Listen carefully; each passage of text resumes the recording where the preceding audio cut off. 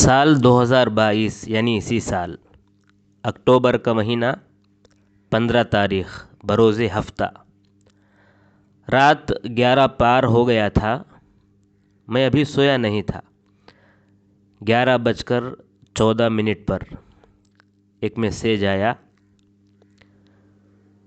کہ ببالغ الحزن والاسى تلقیت نبأ وفاة فضیلۃ الشیخ محمد عزیر شمس قبل قلیل۔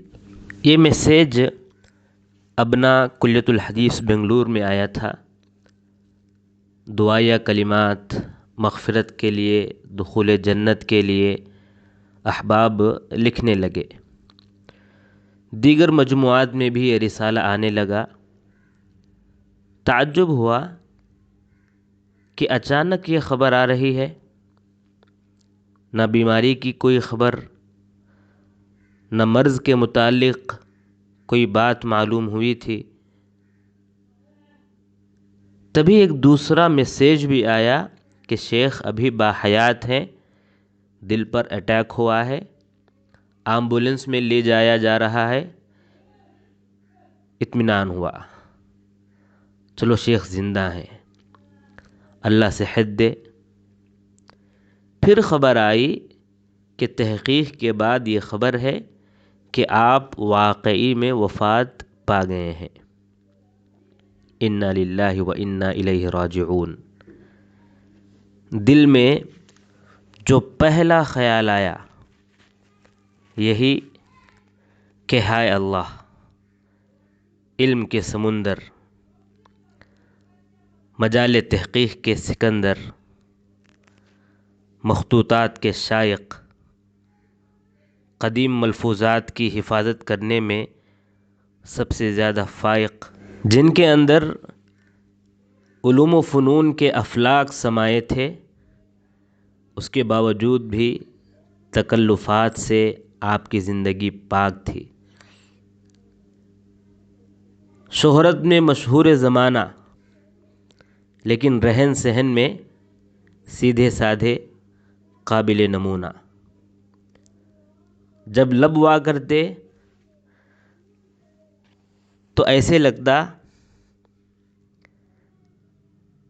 کہ جس طرح ڈیم کا دروازہ کھول دیا گیا ہے، پانی رکنے کا نام نہ لیتا ہو۔ علم بھی اسی طرح آپ کی زبان سے نکلتا جاتا تھا، بلکہ روانی اور سلاست کی بات کریں، اس کی تشبیہ دیں تو پانی کی ندی کی طرح جو بہہ رہا ہو، اسی طرح آپ کے منہ سے علمی باتیں بہتی تھیں۔ ابن تیمیہ رحمہ اللہ اور ابن قیم رحمہم اللہ اور عبد الرحمن المعلمی رحمہ اللہ، ان تینوں شخصیات کی کئی کتابیں تحقیق کر کے منظر عام پر لانے والے آپ ہی ہیں۔ آپ ان شخصیات کی کتابوں کو ایک نئی زندگی عطا کرنے والے ہیں کہ محقق مؤلف کی کتابوں کو تازگی عطا کرتا ہے۔ تصنیف و تالیف کے میدان میں غضب کے حافظے کے بارے میں جن کبار ائمہ کا تذکرہ ہم سنتے ہیں، جن کو ہم نے نظروں سے دیکھا نہیں، ان بقیت السلف کا نمونہ ہم آپ میں دیکھ سکتے تھے۔ چونکہ ہم نے ان کو بھی بالمشافہہ دیکھا نہیں ہے، میں تو دیکھا نہیں ہوں، لیکن چونکہ ویڈیوز ہمارے پاس ہیں، اس لیے الحمدللہ دیکھنے کا موقع ملا۔ اور پہلے کے شخصیات نہ ان کو ہم دیکھے ہیں، نہ ہی ویڈیو کے ذریعے ان کے علم کو ہم معلوم کیے ہیں، لیکن کتابوں کے ذریعے ہم اندازہ لگا سکتے ہیں۔ آپ کی کتابیں بھی ہیں اور ویڈیوز بھی ہیں، الحمدللہ ہم دیکھ سکتے ہیں، اندازہ لگا سکتے ہیں آپ کے علم کے بارے میں۔ آپ اپنے کام میں کتنے مخلص تھے، اس بات کا اندازہ اس بات سے لگا سکتے ہیں کہ آپ مخطوطات کی تحقیق کر کے ان کو قابل طباعت بناتے تھے۔ اور مخطوطات پڑھنا یہ بہت ہی مشکل اور خشک کام ہے۔ اس میں ہر آدمی ہرگز کامیاب نہیں ہو سکتا۔ گرچہ کہ ان کی تنخواہ آپ اچھی مقرر کر دیں، کہہ دیں کہ ہم آپ کو اچھی تنخواہ دیں گے، آپ جو ہے تحقیق کریں، کتابوں کو طباعت کے قابل بنائیں، تو محض تنخواہ کے بنا پر کوئی اس میں کام ہرگز نہیں کر سکتا۔ یہ تحقیق کا کام وہی کر سکتے ہیں جن کے اندر شوق ہو، دلچسپی ہو، جو کتابوں سے دلچسپی رکھتے ہوں، علم دوست ہوں، علم کو پسند کرتے ہوں، دینی خدمت مطمح نظر ہو، اخلاص ہو، وہی لوگ کر سکتے ہیں۔ تو آپ یہ جو کام کیے ہیں اس میں اخلاص آپ کا کتنا تھا، اسی بات سے آپ اندازہ لگا سکتے ہیں۔ اللہ تبارک و تعالیٰ ہی بہتر جانتا ہے، ہم اندازہ لگانے کی بات کر رہے ہیں، تو آپ کی اخلاص کا اندازہ اسی بات سے کیا جا سکتا ہے کہ مخطوطات کو آپ قابل مطبوع بناتے تھے۔ مثال کے طور پر آپ جو اب دیکھ رہے ہیں یہ تصویریں ابن تیمیہ رحمہ اللہ کی تحریریں ہیں، ذرا پڑھ کے دیکھیں، اس میں موجود عبارتوں کو کیا کوئی پڑھ سکتا ہے؟ سمجھنا تو دور کی بات، سمجھنا چھوڑیے آپ، کیا کوئی پڑھ سکتا ہے؟ مگر آپ اس کی تحقیق کیے ہیں، اور آپ ذکر بھی کیے ہیں کہ تحقیق کرنا اس وقت اور بھی مشکل ہو جاتا ہے جب ہم دیکھتے ہیں کہ ایک ہی طرح کے کئی الفاظ لکھے گئے ہیں۔ مثال کے طور پر وہ لکھتے ہیں کہ الدین ہے، الذین ہے، الذی ہے۔ اب یہ تمام جو ہے لکھتے ہیں ایک ہی طرح ہیں، کبھی نقطہ ہوتا ہے، کبھی نقطہ نہیں ہوتا، اور ابن تیمیہ رحمہ اللہ کی تحریر آپ دیکھ رہے ہیں ایک دم جو ہے وہ تیزی سے لکھتے ہوئے آگے بڑھے ہیں۔ اب اس میں تحقیق کرنا، پڑھنا، پیچھے سے سیاق سے ملانا، کیا ہے یہ الذین ہے تو پھر پیچھے سے پڑھتے ہیں الذین سیٹ ہوتا ہے یا نہیں، پھر الدین ہے وہ سیٹ ہوتا ہے یا نہیں، یہ سب تحقیق کر کے، سیاق کو پڑھ کے، پیچھے سے معلوم کر کے، تبھی جو ہے آپ ان تمام تحریروں کو پڑھ سکتے ہیں اور ان تمام چیزوں کو آپ لکھ سکتے ہیں۔ باقاعدہ آپ نے اپنے مقدمے میں ذکر کیا ہے۔ میرے ذہن میں ایک بات آئی کہ کاش ایسا ہوتا کہ ان کا علم جو ان کے پاس موجود تھا، سی ڈی کے ذریعے یا جو ہے ویڈیوز کے ذریعے، جیسے ہم جی بی میں کاپی پیسٹ کر لیتے ہیں، اس طرح جو ہے کاپی پیسٹ کر لیا جا سکتا تو بہتر ہوتا ہے۔ الحمدللہ کتابوں میں آپ کا علم ہے، ویڈیوز بھی ہیں آپ کے، لیکن پورا کا پورا علم جو ہے سکین کر لیا جاتا، اس کو جو ہے کسی میں کاپی پیسٹ کر لیا جاتا تو کتنا اچھا ہوتا۔ لیکن پھر یاد آیا کہ اس سے پہلے بھی تو اور بھی بڑے بڑے ائمہ گزرے ہیں، اللہ تبارک و تعالیٰ کا تو قانون یہی ہے۔ اور بلکہ ان کا ایک ویڈیو بھی دیکھا، چھوٹا سا ویڈیو خود انہی کا، چونکہ میں انہی کے بارے میں سوچ رہا تھا، تو انہی کا ایک ویڈیو دیکھا جس میں آپ فرما رہے تھے کہ علماء کا آنا جانا یہ پہلے سے رہا ہے، اس میں کوئی کچھ نہیں کر سکتا، علماء آتے رہیں گے، جاتے رہیں گے۔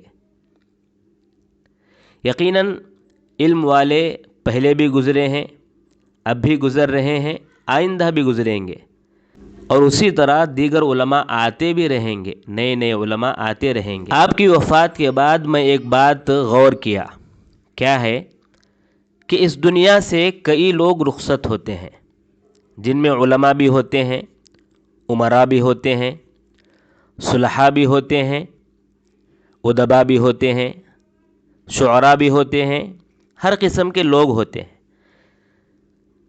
اور میری خواہش رہتی ہے کہ میں علماء کی زندگیوں پر ایک مختصر ہی صحیح ویڈیو بناؤں، ان کی مختصر زندگی بیان کروں، آپ کے متعلق دیگر معاصر جو علماء لکھتے ہیں، یا آپ کے تلامذہ جو لکھتے ہیں، یا طلبہ جو لکھتے ہیں، ان باتوں کا تذکرہ کروں، یہ میری خواہش رہتی ہے۔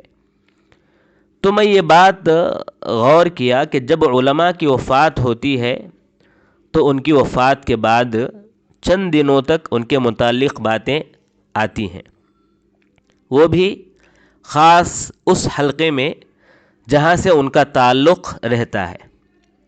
لیکن چند شخصیات ایسی ہوتی ہیں جن کے متعلق ہر طرف سے، ہر ایک کی زبان سے، ہر ایک کے قلم سے، ہر رسالے میں، ہر پلیٹ فارم میں کچھ تو کچھ بولا جاتا ہے، سنا جاتا ہے، سنایا جاتا ہے، لکھا جاتا ہے، لکھوایا جاتا ہے، اور یہ لکھنا، بولنا، سننا، سنانا، یہ سلسلہ تا دیر باقی رہتا ہے۔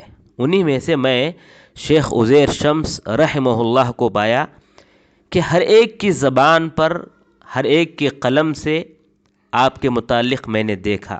میں چونکہ عمری ہوں، عمریوں کے حلقے میں بھی آپ کا تذکرہ پایا، سوشل میڈیا میں سلفیوں کا، فیضیوں کا، اثریوں کا، جامعیوں کا، محمدیوں کا، تیمیوں کا، اس کے علاوہ علم و رہائش کے معاملے میں مدنیوں کا، مکیوں کا اور دیگر ممالک کے مشاہیر اہل علم اور طالبان علوم اسلامیہ کا بھی آپ کے متعلق باتیں پایا، اور ان رسائل کا آنا ابھی تک آہستہ آہستہ جاری ہی ہے، ابھی تک جاری ہی ہے، اور ویڈیوز بھی بنائے جا رہے ہیں آپ کے متعلق، آپ کی زندگی کے متعلق، آپ کے سوانح کے متعلق پروگرامز ابھی بھی چل رہے ہیں۔ سبحان اللہ، ایسی شخصیت آپ کی ہے۔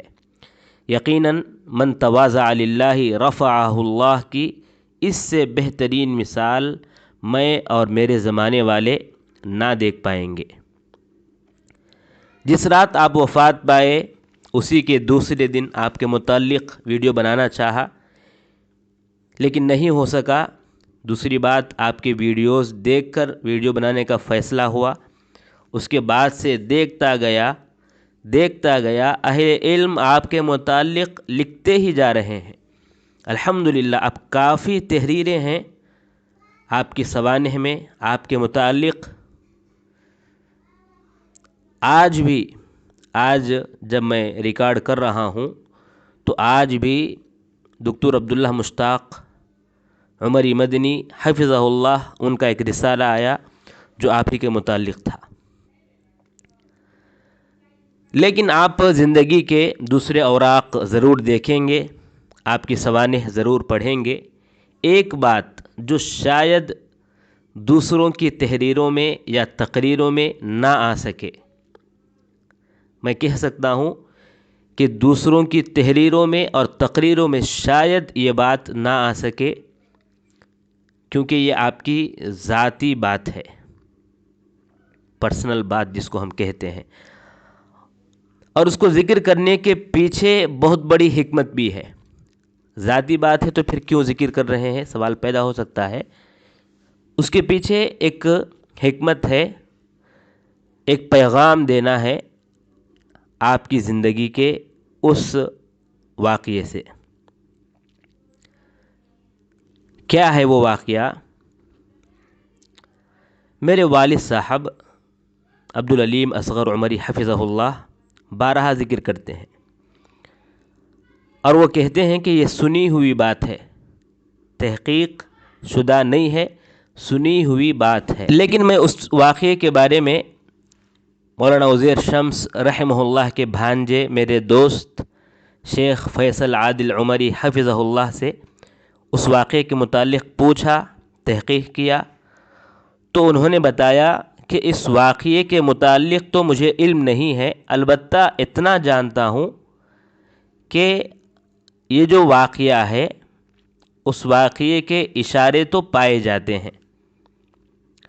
وہ واقعہ کیا ہے؟ واقعہ یہ ہے، مولانا عزیر شمس رحمہ اللہ کے والد صاحب بہت بڑے عالم تھے، اور وہ شیخ الحدیث بھی تھے۔ جہاں پڑھائے تھے آپ جامعہ سلفیہ دربھنگا میں، وہاں پر آپ شیخ الحدیث بھی تھے۔ تو آپ کے بارے میں یہ واقعہ ہے کہ عزیر شمس رحمہ اللہ جب مدینے میں ابھی پڑھ رہے تھے، تعلیم ابھی جاری تھی یا مکمل کیے تھے تو آپ کی شادی کی بات چلی،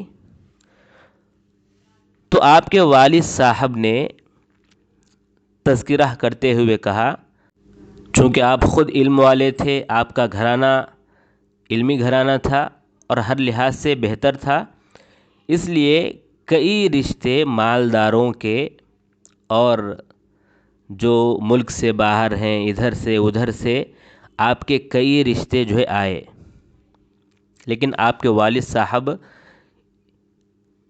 یہ کہہ کر کہ گرچہ کے حدیثوں میں کفو کا لفظ نہیں آیا ہے، کفو اسلام میں دیکھنا کوئی ضروری نہیں ہے، بلکہ ہم دیکھیں گے مسلمان ہیں، اخلاق اچھے ہیں تو ہم کسی سے بھی شادی کر سکتے ہیں، لیکن کفو یہ جو ہے آپس میں نبھنے کے لیے، دونوں کی زندگی اگر آپ چاہتے ہیں کہ نبھے اور آرام سے جائے تو اس کا خیال رکھا جائے تو بہت ہی مفید ثابت ہوتا ہے کفو کا، یعنی ذات کا۔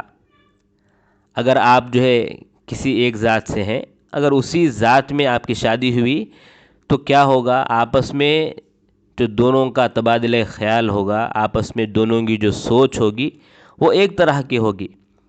اگر دوسرے خاندان سے یا دوسری ذات سے آ جائے تو تبادلہ خیال میں جو ہے بہت سارا فرق آتا ہے، لہٰذا کفو کا خیال اگر رکھا جائے تو بہت مفید ثابت ہوتا ہے، گرچہ کہ یہ ضروری نہیں ہے، اسلام میں کرنا کسی بھی طرح کرنا جائز ہے۔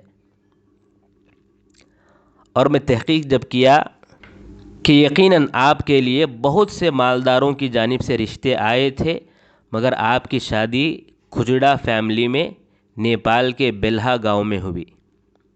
میرے دوست حافظ فیصل عادل عمری صاحب حفظہ اللہ نے یہ بھی بتایا کہ کھجڑا یہ سبزی فروش کہا جاتا ہے، شمالی ہند میں پیشوں کے اعتبار سے لوگوں کی ذات کی تقسیم کی گئی تھی، کپڑے بننے والے کو جلہا انصاری کہا جاتا ہے اور سبزیاں بیچنے والے کو، کھیتی باڑی کرنے والوں کو کھجڑا جو ہے کہا جاتا ہے۔ تو یہی ایک حکمت ہے، ایک تجربہ ہے جو انسان کے لیے شاید کسی کے لیے مفید ثابت ہو کہ آپس میں نبھنے کے لیے تہذیب و تمدن کا اثر ضرور ہوتا ہے۔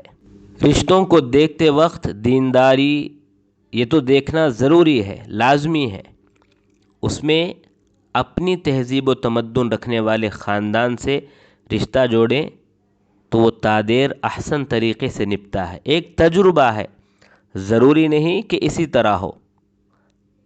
بات سمجھ میں آئی؟ ہو سکتا ہے کہ ذاتی میں کئی شادیاں ہوئی ہوں جو آپس میں نہ نبھے ہوں، ہو سکتا ہے، مستثنیٰ ہر قاعدے میں ہے، اور ضروری بھی نہیں کہ دوسری ذات سے کئی لوگ کیے ہیں اور وہ آرام کامیاب زندگی گزار رہے ہیں، کوئی بات نہیں، ایک تجربہ ہے جو انسان اس سے فائدہ اٹھانے والے فائدہ اٹھا سکتے ہیں۔ اب آئیے آپ کے علم کی بات کرتے ہیں۔ علم کی بات کیا، سب کی تحریریں انشاءاللہ یہاں پر کچھ انداز میں ہم معلوم کرنے کی کوشش کریں گے۔ سب سے پہلے یہ کہ جو ویڈیوز ہیں جن کو مولانا ثناء اللہ صادق تیمی حفظہ اللہ نے آپ کی زندگی میں آپ کے ساتھ بیٹھ کر کچھ مسائل پر، کچھ عناوین پر گفتگو آپ نے کیا تھا، ان کو ضرور دیکھیں۔ علم ہے اور بہت سارا فائدہ جو ہے آپ ایک گھنٹے میں، تقریباً آپ کی تمام ویڈیوز جو ہے 1 گھنٹے کے قریب یا 1 گھنٹے سے کچھ زائد ہیں، تو اس 1 گھنٹے میں انشاءاللہ آپ بہت کچھ جو ہے حاصل کر لیں گے، بلکہ آپ کو شوق بھی پیدا ہو جائے گا کہ یہ موضوع ہے، ہم اس کو جو ہے اور بھی پڑھیں گے اور بھی معلوم کریں گے، یہ جو ہے آپ کے اندر ضرور جو ہے شوق پیدا ہو جائے گا۔ تو ضرور جو ہے ان کے جو ویڈیوز ہیں ان کو ضرور دیکھیں، بہت ہی مفید ہیں۔ اللہ تعالیٰ جزائے خیر دے دونوں کو، ثناء اللہ صادق تیمی حفظہ اللہ ان کو بھی، اور اللہ تبارک و تعالیٰ جزائے خیر دے، مغفرت فرمائے، ان کو اعلیٰ درجات اللہ تعالیٰ عطا فرمائے۔ شیخ عزیر شمس رحمہ اللہ کو، ان دونوں کی یہ سیریز ہے، بہت ہی علمی اور بہت ہی معلوماتی. ہر انسان کو ضرور جو ہے اپنے وقت کو نکال کر ان ویڈیوز کو ضرور دیکھنا چاہیے. آپ کے متعلق عبدالحکیم بن عبدالمعبود مدنی حفظہ اللہ لکھتے ہیں کہ شیخ رحمہ اللہ ہندوستان کی معروف شخصیت شیخ الحدیث مولانا شمس الحق سلفی رحمہ اللہ کے فرزند ارجمند تھے. 1950 میں آپ کی پیدائش ہوئی. آبائی وطن موضع بلکٹوا، ضلع مدھوبنی، صوبہ بہار، ہندوستان ہے. تعلیم کے بعد علمی کاموں اور بحث و تحقیق کے لیے آپ برسوں سے مکہ مکرمہ میں مقیم تھے اور یہیں پر وفات بھی پائے. بلا کے ذہین اور فطری صلاحیتوں سے مالا مال تھے. 1980 میں جامعہ سلفیہ بنارس میں میرے داخلے کے بعد سب سے زیادہ جس کے بارے میں بلند علمی حیثیت اور وسعت مطالعہ کا چرچا سنا تو ہمارے ممدوح شیخ عزیر صاحب ہی تھے. مدینہ منورہ، مکہ مکرمہ اور دیگر جگہوں پر آپ سے متعدد ملاقاتیں ہوتی رہیں. آخری ملاقات جامعہ سلفیہ بنارس کے دارالضیافہ میں ابنا کانفرنس 2018 کی مناسبت سے ہوئی. اس کے بعد آپ سے لاک ڈاؤن کے دوران ٹیلی فون پر بات ہوتی رہی. بڑے جہاں دیدہ اور علم و کتابوں کے رسیا تھے. دنیا کے کونے کونے سے ابن تیمیہ رحمہ اللہ کی مخطوطات اور گم شدہ کتابوں کو تلاش کر کے جمع کرنے اور علمی تخریج و تحقیق کے بعد چھپانے اور منظر عام پر لانے کے شوقین تھے. ابھی حال میں ابن تیمیہ کی سیرت پر آپ کا ایک انسائکلوپیڈیا الجامع لسیرت شیخ الاسلام ابن تیمیہ کے نام سے منظر عام پر آ چکا ہے اور علمی حلقوں میں داد تحسین پا چکا ہے. کبار علماء ہند کے ساتھ ابن تیمیہ کے علوم و معارف کے سچے امین اور نگہبان تھے. آپ اس دنیا میں نہ رہے مگر آپ کا علمی سرمایہ زندگی ہمیشہ باقی رہے گا اور آپ کے لیے تا ابد انشاءاللہ صدقہ جاریہ شمار ہوگا. آپ کی ابتدائی تعلیم گھر پر والدین سے حاصل کرنے کے بعد درجہ پنجم اور فارسی ادنا تک مدرسہ فیض عام مئو 1962 سے لے کر 1960 تک حاصل ہوئی. چونکہ آپ کے والد اس وقت یہاں کے مدرس تھے. اس کے بعد 1960 میں اپنے والد صاحب کے ساتھ دربھنگہ بہار آئے اور عربی کی پہلی جماعت دارالعلوم احمدیہ سلفیہ دربھنگہ میں مکمل کی. اس کے بعد والد صاحب کے دربھنگہ سے مستعفی ہو کر 1960 میں مرشد آباد جانے کی وجہ سے مدرسہ دارالحدیث بیل ڈانگہ مرشد آباد میں دوسری جماعت مکمل کی. 1960 میں جب آپ کے والد صاحب جامعہ سلفیہ بنارس آ گئے تو تیسری اور چوتھی جماعت جامعہ رحمانیہ میں اور اس کے بعد 1970 میں جامعہ سلفیہ بنارس میں داخل ہوئے. یہاں عالمیت کے 4 سال اور فضیلت کے 2 سال مکمل کر کے 1970 میں ممتاز نمبرات سے فراغت حاصل کی. درمیان میں 1.5 سال دہلی، لکھنؤ، کلکتہ، پٹنہ وغیرہ کی سیر کے ساتھ یہاں کی لائبریریوں سے بھرپور استفادہ کیا اور متعدد علمی شخصیات سے ملاقاتیں بھی کی. بالخصوص خدا بخش لائبریری پٹنہ میں تو کئی ماہ تک رہ کر یہاں موجود مخطوطات سے فائدہ اٹھانے کے ساتھ اس کی فہرست سازی بھی کی. فروری 1970 میں جامعہ اسلامیہ مدینہ منورہ سے منظوری ملی. چنانچہ یہاں 4 سال رہ کر 1980 میں کلیۃ اللغہ العربیہ سے بی اے کی ڈگری ممتاز اور اعلیٰ نمبرات سے حاصل کی. ماجسٹر کے لیے جامعہ اسلامیہ مدینہ منورہ اور ام القری یونیورسٹی مکہ دونوں جگہ داخلہ آپ کو ملا تھا. آپ نے ام القری یونیورسٹی کا انتخاب کیا اور یہیں سے 1980 پر 5 میں ماجسٹر کی ڈگری حاصل کی۔ التأثیر العربی فی شعر حالی و نقدہ، اس مقالے میں مسدس حالی کا آپ نے عربی میں ترجمہ بھی کیا تھا۔ دکتورا یعنی پی ایچ ڈی کے لیے آپ جامعہ ام القریٰ میں داخلہ لیے۔ موضوع تھا الشعر العربی فی الہند دراسہ نقدیہ۔ رسالہ تیار تھا مگر 1990 میں مشرف سپروائزر سے کچھ اختلاف ہو گیا، جس کے سبب رسالے کا مناقشہ نہ ہو سکا۔ آپ کے مشہور اساتذہ ہندوستان کی متعدد درسگاہوں اور سعودی عرب کی 2 مشہور یونیورسٹیوں میں تعلیم پانے کی وجہ سے آپ کے اساتذہ کرام کی ایک لمبی فہرست ہے۔ ان میں ہیں آپ کے والد صاحب مولانا شمس الحق سلفی، آپ کے چاچا مولانا عین الحق سلفی، مولانا نور عظیم ندوی، مولانا محمد رئیس ندوی، مولانا محمد ادریس آزاد رحمانی۔ اسی طرح مولانا عابد حسن رحمانی، مولانا عبد المعید بنارسی، مولانا عبد الوحید رحمانی، مولانا عبد السلام رحمانی، مولانا عزیز احمد ندوی، مولانا قرۃ العین اعظمی، مولانا عبد السلام طیبی، مولانا عبد السلام بن ابی اسلم مدنی، مولانا صفی الرحمن مبارک پوری، مولانا انیس الرحمن اعظمی، مولانا عبد الحنان بستوی، شیخ ہادی الطالبی۔ ایک عرب استاد تھے جو جامعہ سلفیہ بنارس میں مدرس تھے۔ ماسٹر منظور احمد، ماسٹر آفتاب، ماسٹر شمس الدین۔ جامعہ اسلامیہ مدینہ منورہ میں ڈاکٹر عبدالعظیم علی الشاوی،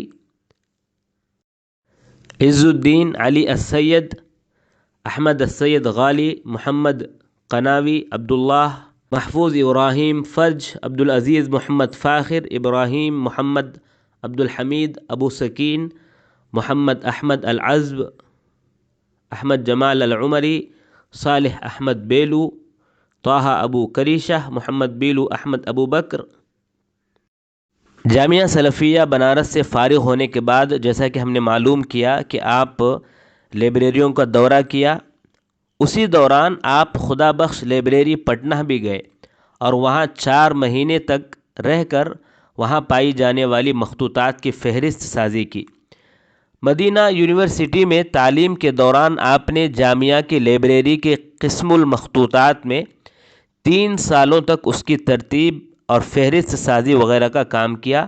اسی دوران آپ کی ملاقات شیخ ناصر الدین البانی رحمہ اللہ سے ہوئی۔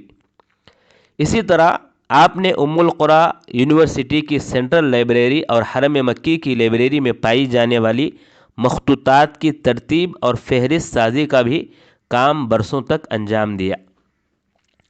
ام القریٰ یونیورسٹی سے فراغت کے بعد وطن واپس آئے اور پھر کچھ دنوں کے بعد ہی رب کریم نے مکہ لوٹنے کی سبیل فراہم کر دی، چنانچہ آپ باضابطہ مکے میں اقامت گزین ہو گئے اور اس طرح کبھی مجمع ملک فہد لطباعت المصحف الشریف مدینہ منورہ سے منسلک رہے، تو کبھی جامعہ ام القریٰ سے، تو کبھی اسلامک فقہ اکیڈمی جدہ سے، مگر کام وہی علمی، تحقیقی اور تصنیفی۔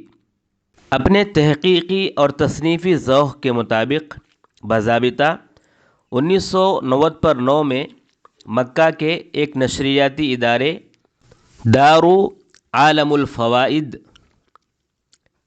اس ادارے سے وابستہ ہو گئے اور پھر پورے منصوبہ بندی کے ساتھ علم و تحقیق کے میدان میں آگے بڑھتے چلے گئے۔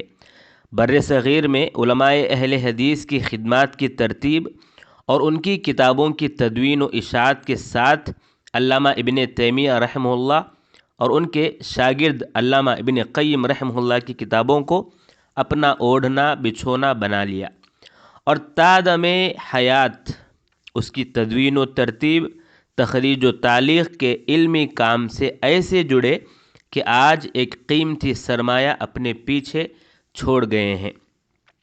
چونکہ مخطوطات کی تدقیق، مقارنہ، خط شناسی اور قرأت میں آپ کو ید طولہ حاصل تھا، اس لیے اس میں آپ کو پوری طرح سے کامیابی ملی۔ دنیا علم و تحقیق نے آپ کی علمی کاموں پر اعتماد کے ساتھ خوب داد و تحسین کے پھول نچھاور کیے۔ ذالک فضل اللہ یؤتیہ من یشاء۔ مکہ اور مدینہ کے دوران قیام آپ نے مختلف ممالک کا سفر بھی کیا، جہاں مختلف لائبریریوں، یونیورسٹیوں اور تحقیقی اداروں کو دیکھا، مشاہیر اہل علم اور محققین و مصنفین سے ملاقاتیں کیں۔ ان میں پاکستان، مصر، اردن، شام، ترکی، فرانس، برطانیہ، مراکش، ترکمانستان، کویت، بحرین اور امارات جیسے ممالک شامل ہیں۔ یہاں آپ نے مختلف کانفرنسوں اور سیمیناروں میں مقالات پیش کیے اور مختلف محاضرات اور لیکچرز بھی دیے، جسے کبار اہل علم نے کافی سراہا، اور الحمدللہ آج یہ پورا مواد سوشل میڈیا، یوٹیوب، فیس بک پر دستیاب ہے۔ ان میں سے بعض مقالات شیخ عزیر شمس نامی کتاب میں مطبوع ہیں، جو حال ہی میں لاک ڈاؤن کے فترے میں آپ کے حین حیات معروف محقق حافظ شاہد رفیق حفظہ اللہ کی کاوشوں سے منظر عام پر آ چکی ہے۔ آپ کی تحقیقات و تصنیفات۔ آپ چونکہ بحث، تحقیق، علمی و تصنیفی کاموں کے شوقین تھے، اس لیے تدریس و دعوت کے میدان کے بجائے آپ نے اسے ہی چنا اور پھر اپنے اشہب قلم سے فن کی وہ جولانیاں پیش کی کہ دنیا تحقیق آپ کی متلاشی بن گئی، اور اس طرح اپنے تحقیقی سلسلے کو آگے بڑھانے کے لیے آپ نے مکہ ہی کی سرزمین کو مسکن بنا لیا، اور پھر یہیں سے رفتہ رفتہ افق تحقیق پر چھاتے چلے گئے۔ یوں تو آپ شیخ الاسلام ابن تیمیہ رحمہ اللہ کے علوم و معارف کے شناور، ان کی تصنیفات و مخطوطات کے شیدائی، عظیم محقق، دقیق اور گنجلک مخطوطات اور اس کے رسم الخط کے واقف، تاریخ اہل حدیث و محدثین کے حافظ و ماہر ہونے کے ساتھ ساتھ متعدد زبانوں کے بھی جانکار تھے۔ لیکن عمومی طور پر آپ کے علمی کام کا زیادہ تر حصہ تحقیقی نوعیت میں شامل ہے، اور اس بابت آپ نے عربی اور اردو دونوں زبانوں میں ٹھوس علمی ورثہ چھوڑا ہے۔ اگر ہم فہرست پر نظر ڈالیں گے تو چند کتابیں ہیں: رفع الالتباس عن بعض الناس للعلامہ شمس الحق عظیم آبادی، حیات المحدث شمس الحق واعمالہ، رد الاشراق للشاہ اسماعیل ابن عبد الغنی الدہلوی، مولانا شمس الحق عظیم آبادی حیات و خدمات، تاریخ وفات الشیوخ لابی القاسم البغوی، فتاوی مولانا شمس الحق عظیم آبادی، روائع التراث، غایۃ المقصود شرح سنن ابی داؤد، بحوث و تحقیقات للعلامہ عبد العزیز المیمنی، استدراک ام المؤمنین عائشہ علی الصحابہ لابی منصور البغدادی، قاعدہ فی الاستحسان لابن تیمیہ رحمہ اللہ، الجامع لسیرت شیخ الاسلام ابن تیمیہ، تقیید المہمل و تمئیز المشکل لابی علی الجیانی، جامع المسائل لابن تیمیہ، اتحاف النبی بما يحتاج إليه المحدث والفقيه للشاہ ولی اللہ الدہلوی، الرسالہ التبوکیہ لابن القیم، تنبیہ الرجل العاقل لابن تیمیہ، جواب الاعتراضات المصریہ علی الفتیہ الحمویہ، الفوائد لابن القیم، روضۃ المحبین لابن القیم، اغاثۃ اللہفان فی مصائد الشیطان، الکلام علی مسألۃ السماع لابن القیم، مجموع رسائل الفقہ لعبد الرحمن المعلمی، مجموع رسائل اصول الفقہ للمعلمی، التنکیل بما فی تأنیب الکوثری من الاباطیل للمعلمی، تحقیق الکلام فی المسائل الثلاث للمعلمی، معجم الشواہد للشعریہ للمعلمی، شرح العمدہ لابن تیمیہ، اعلام الموقعین عن رب العالمین لابن القیم، زاد المعاد، شرح حدیث انما الاعمال بالنیات لابن تیمیہ، مدارج السالکین فی منازل السائرین لابن القیم، احکام اہل الذمہ لابن القیم، مؤلفات الامام ابن القیم، الفہارس العلمیہ لآثار الامام ابن قیم الجوزیہ، مقالات محمد عزیر شمس، یہ اردو میں ہے۔ آپ نے اردو اور عربی زبان میں مختلف موضوعات پر متعدد مضامین بھی تحریر کیے ہیں جو عربی اور اردو رسائل و جرائد میں اپنے اپنے وقت پر شائع ہوئے تھے اور کافی پسند کیے گئے تھے۔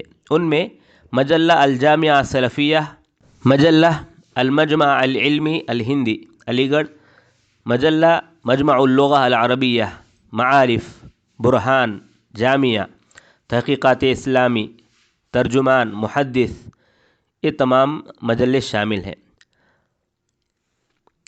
عمر کے آخری پڑاؤ میں آپ اپنے منصوبے کے مطابق شیخ الاسلام ابن تیمیہ رحمہ اللہ کی کتابوں کے علاوہ بعض اہم علمی کاموں پر بھی آپ کی نگاہ تھی، جسے پائے تکمیل تک پہنچانے کے لیے آپ کوشاں تھے،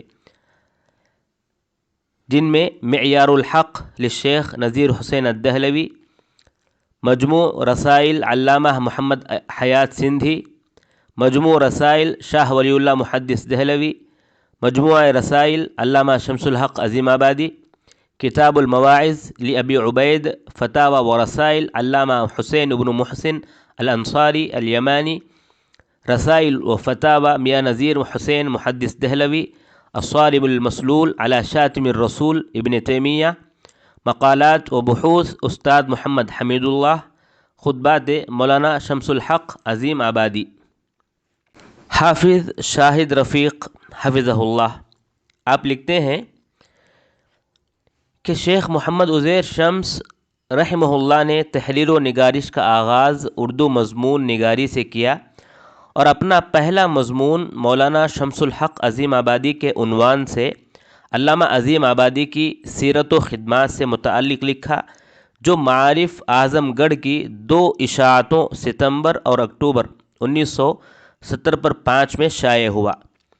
بلا شبہ 19 برس کی عمر میں معارف جیسے گراں قدر اور موقر مجلے میں اس مضمون کی اشاعت لکھنے والے کی خداداد صلاحیتوں کا واضح ثبوت اور روشن مستقبل کی نوید تھی، جنہیں آپ کے آئندہ علمی کارناموں نے واقعتاً سچ کر دکھایا۔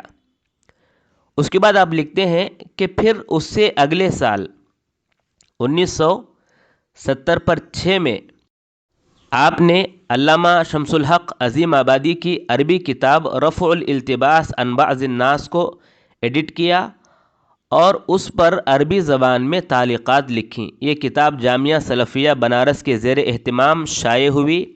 یوں آپ نے اردو اور عربی زبان میں تحقیق و تصنیف کا جو سفر شروع کیا تھا وہ آنے والے دنوں میں روز افزوں رہا، اور بتوفیق الہی اب تک آپ 100 سے زائد تحقیقات و تصنیفات کی تکمیل کر چکے ہیں، جن کی تفصیل آگے انشاءاللہ آئے گی۔ اللہ تعالیٰ نے شیخ محترم کو گوناگوں خوبیوں اور متنوع علمی کمالات سے نوازا ہے۔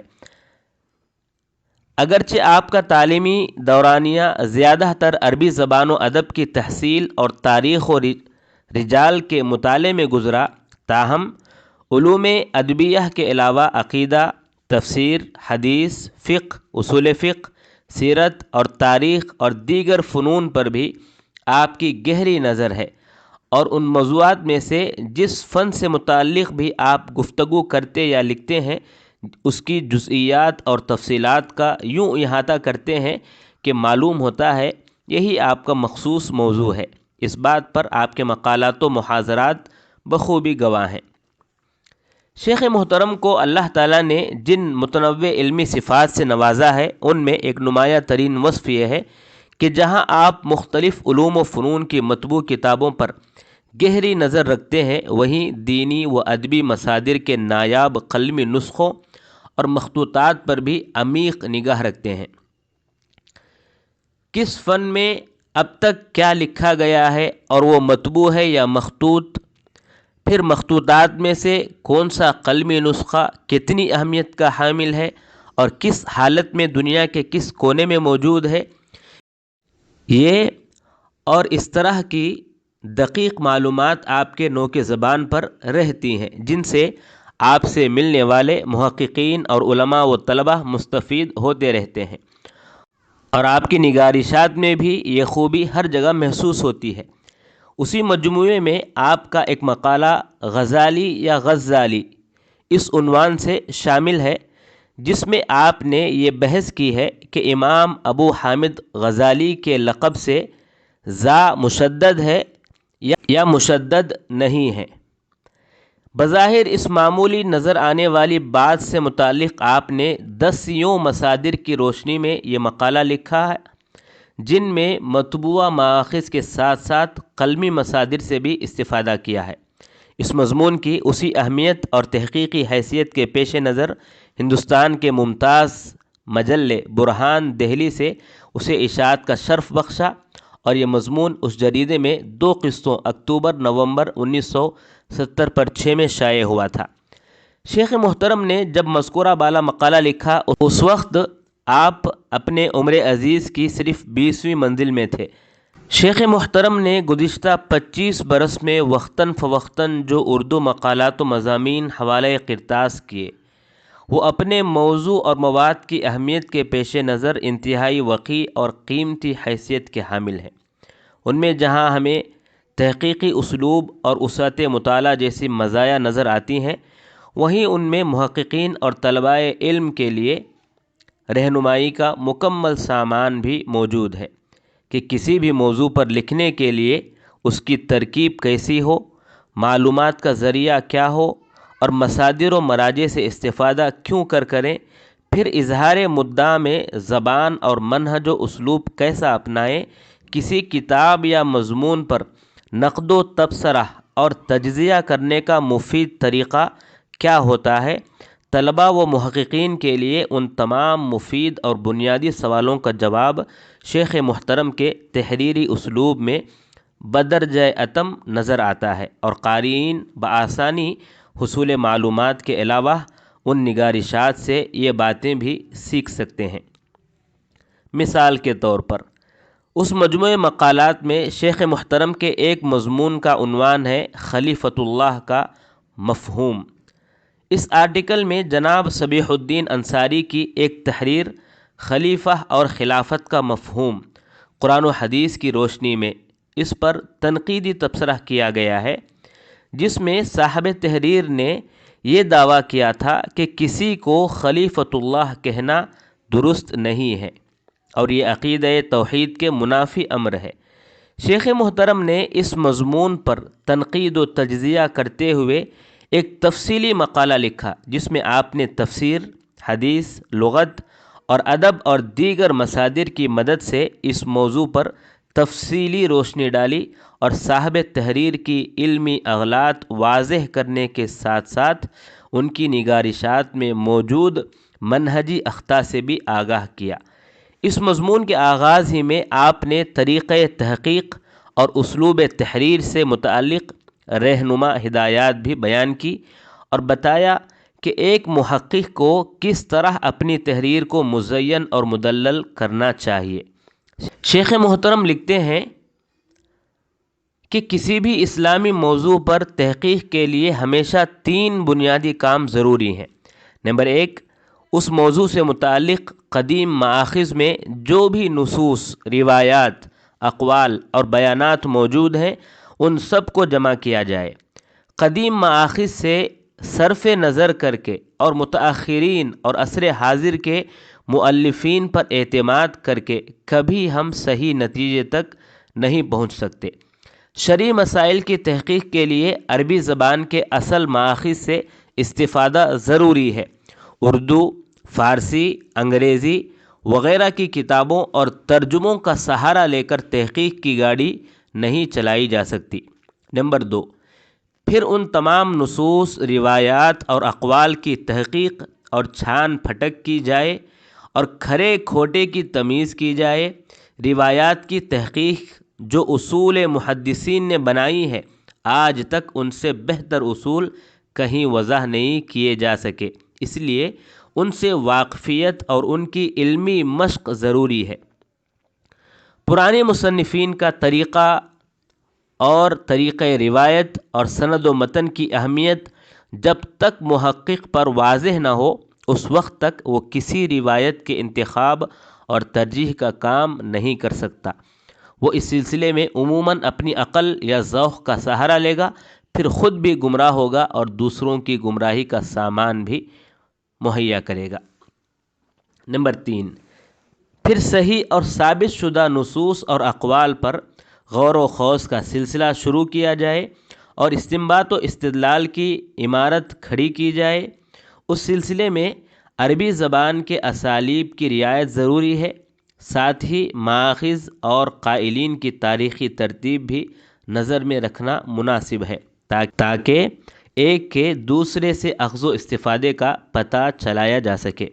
اور جس طریقہ کار کا ذکر کیا گیا ہے اس کا تعلق تمام علوم اسلامی اور فنون و موضوعات سے ہے، ہم خواہ تفسیر قرآن سے بحث کر رہے ہوں یا حدیث سے، فقہی مباحث ہوں یا اعتقادی، تاریخ و سیرت کے موضوعات ہوں یا زہد و تصوف کے، اسلامی تہذیب و تمدن موضوع گفتگو ہو یا اسلامی سیاست و اقتصاد و قانون، لسانیات و ادبیات پر تحقیق مقصود ہو یا مسلمانوں کے فلسفہ و سائنس پر۔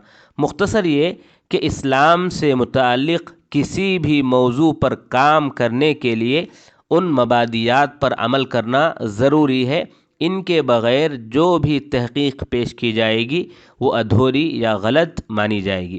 ہمارے محققین کو اس کا علم ہونا چاہیے کہ کسی بھی اسلامی موضوع پر کام کرنے کے لیے کن بنیادی مآخذ کی طرف رجوع کرنا ضروری ہے، ان سے استفادہ کیسے کیا جائے، ان کا حوالہ کیسے دیا جائے، پچھلے محققین کی اب تک کی تحقیقات کا خلاصہ کیا ہے اور کیا یہ حرف آخر ہے یا ابھی مزید بحث کی گنجائش باقی ہے، یہ اور ان جیسے دیگر سوالات کسی بھی موضوع پر تحقیق کرنے والے کے پیش نظر ہونی چاہیے۔ ایک اور جگہ لکھتے ہیں کہ اسی طرح اپنے ایک دوسرے مضمون میں جو مجموعہ ابوالکلام آزاد سے متعلق ہے اور ہمارے اس مجموعے میں بھی شامل ہے، محققین کے لیے تدوین متن کے اصول و ضوابط بیان کرتے ہوئے آپ نے لکھا ہے کہ کسی بھی مفکر، ادیب یا شاعر کا مجموعہ تیار کرنے اور اس کا مستند متن مدون کرتے وقت حسب ذیل امور کا خیال رکھنا ضروری ہے۔ نمبر 1، اس کی تمام تحریروں کی خواہ مطبوعہ ہو یا قلمی ایک مکمل فہرست تیار کی جائے، قدیم ترین مطبوعات اور دستیاب مخطوطات جمع کیے جائیں، انہیں تاریخی ترتیب پر مرتب کیا جائے۔ نمبر 2، دستیاب شدہ تمام تحریریں جمع کر کے ان کو جمع کرنے کے بعد ان کے مختلف قلمی اور اہم مطبوعہ نسخوں کا جائزہ لیا جائے۔ اگر بخط مصنف کوئی مسودہ یا مبیضہ مل جائے، اس کے زیر استعمال مطبوعہ نسخہ حاصل ہو جائے جس میں جا بجا تصحیحات اور اضافات اس کے قلم سے ہوں، ایسے نسخے تدوین کے وقت سب سے زیادہ قابل اعتماد ہوں گے۔ نمبر 3، کسی تحریر کا قدیم ترین مطبوعہ یا مصنف کا نظر ثانی شدہ ایڈیشن یا اس کا بخط مصنف قلمی نسخہ یا دیگر اچھے قلمی نسخے مل جائیں تو ان کے تقابل کے بعد نسخوں کے درمیان اختلاف کا بیان بھی حاشیے میں ہو۔ نمبر 4، مجموعے کے شروع میں ہر تحریر و تصنیف اور اس کے قلمی و مطبوعہ نسخوں کا تعارف اور اس کی قدر و قیمت اور اہمیت کا تذکرہ ہو۔ نمبر 5، حواشی میں متن سے متعلق بعض ضروری امور کی وضاحت، اس میں مذکورہ آیات، احادیث، اشعار، واقعات اور کتابوں کے اقتباسات کی توثیق اور تخریج بھی محقق کا اہم فریضہ ہے۔ مجموعہ یا کتاب کے آخر میں ضروری فہرستیں اور اشاریے بھی دیے جائیں تاکہ کتاب سے استفادہ آسان ہو۔ یہ چند ضروری کام ہیں جن سے ہر محقق کو واقف ہونا چاہیے اور تدوین کا کام کرنے سے پہلے دیکھنا چاہیے کہ اس کام کے اندر ان تمام مراحل سے عہدہ برا ہونے کی صلاحیت ہے یا نہیں۔ اس کے بعد آپ لکھتے ہیں کہ ذیل میں ہم اختصار کے ساتھ شیخ محترم کی نگارشات کے چند امتیازی پہلوؤں کی طرف اشارہ کرتے ہیں۔ نمبر 1، شیخ محترم کے یہاں موضوع کے انتخاب میں اس کی واقعی ضرورت اور علمی افادیت ایک نمایاں صفت نظر آتی ہے۔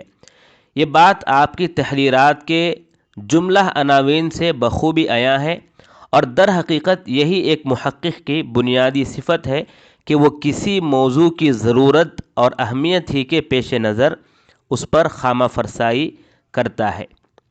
نمبر 2، آپ لکھتے ہیں کہ تحقیق و تصنیف کے لیے کسی موضوع کے انتخاب کے بعد اگلا مرحلہ یہ ہوتا ہے کہ اس لکھتے ہوئے معلومات کی ترتیب، تحریر کی زبان، بنیادی مصادر سے استفادہ، ثانوی مآخذ سے تائید و تاکید، اور اس موضوع سے متعلق پہلے سے لکھے ہوئے مواد پر بھی گہری نظر ہو اور حسب ضرورت ان سے استفادہ اور ان پر نقد و تبصرہ بھی جاری رہے۔ یہ وہ بنیادی خوبیاں ہیں جو کسی بھی تحریر کو مفید اور محکم بناتی ہیں، اور قارئین دیکھیں گے کہ اس مجموعے میں شامل شیخ محترم کی جملہ نگارشات انہی صفات کی حامل ہیں، اور ہمیں جا بجا یہ سبھی امتیازی پہلو ان مضامین میں نظر آئیں گے۔ نمبر 3، کسی نئی تحریر کی افادیت میں اسی طور اضافہ ہوتا ہے اور وہ پڑھنے والوں پر دیر پا اثر چھوڑتی ہے کہ لکھنے والے نے اس میں کیا اضافی معلومات پیش کی ہیں اور اس موضوع سے متعلق پہلی قلمی کاوشوں میں کیا خلل تھا جس کی تلافی اب کی گئی ہے۔ اس نقطۂ نظر سے جب ہم شیخ محترم کی نگارشات پر نظر ڈالتے ہیں تو ہمیں ان میں یہ امتیازی وصف بھی نمایاں طور پر محسوس ہوتا ہے کہ وہ اپنی جملہ تحریرات میں اضافی معلومات اور زیر بحث مسئلے کے نئے نئے افق وا کرتے نظر آتے ہیں۔ آپ نے جب علامہ عظیم آبادی کے قلمی فتاویٰ کو بڑی عرق ریزی سے مدون کیا تو اس کے آغاز میں ایک مفصل علمی مقدمہ بھی لکھا جس میں فتاویٰ کے لغوی اور اصطلاحی مباحث سے لے کر ہر دور کے مطبوع و غیر مطبوع ذخیرہ فتاویٰ اور ان کے اسالیب و مزایا کا بھرپور تذکرہ کیا، اور پھر علماء اہل حدیث کی کتب فتاویٰ اور امتیازی صفات کا بھی احاطہ کیا، جس سے قارئین کی معلومات میں اضافہ تو ہوتا ہی ساتھ میں ان مصادر کی علمی و استنادی حیثیت بھی نظروں کے سامنے آ جاتی ہے۔ بلا شبہ یہ اپنے موضوع پر ایک جامع اور رہنما تحریر ہے۔ اس کی افادیت اور مقبولیت کا اندازہ لگانے کے لیے یہی کافی ہے کہ اس کے معرض تحریر میں آنے کے بعد ہند و پاک میں کئی لوگوں نے اسے اپنے مجموعہ فتاویٰ کے آغاز میں درج کیا اور کئی مجلات و رسائل نے شائع کیا، بلکہ بعض لوگوں نے جب اس موضوع پر لکھنا چاہا تو شیخ محترم ہی کی اس تحریر کا چربہ تیار کیا اور معمولی رد و بدل کے ساتھ اسے اپنی طرف منسوب کر لیا۔ نمبر 4، اللہ تعالیٰ نے شیخ محترم کو وسعت مطالعہ اور دقت نظری سے نوازا ہے، چنانچہ جب آپ کسی بھی موضوع پر قلم اٹھاتے ہیں تو اس کے متعلق 20 مصادر آپ کے پیش نگاہ ہوتے ہیں اور ہر ایک جز کو مدلل طور پر پیش کرتے ہیں۔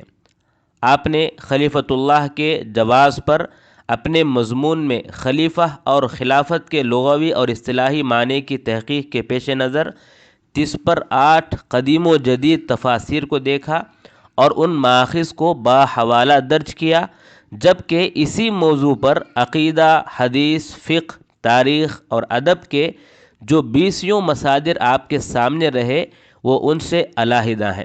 اسی طرح علامہ شمس الحق عظیم آبادی حیات و خدمات، دفاع صحیح بخاری، اللمحات اور زیارت قبر نبوی کے مقدمات میں جس طرح 20 مصادر کا تاریخی تسلسل کے ساتھ تذکرہ و تجزیہ کیا، پڑھنے والا مبہوت ہو کر رہ جاتا ہے، وہ اپنے دامن کو بیش بہا معلومات سے بھر لیتا ہے۔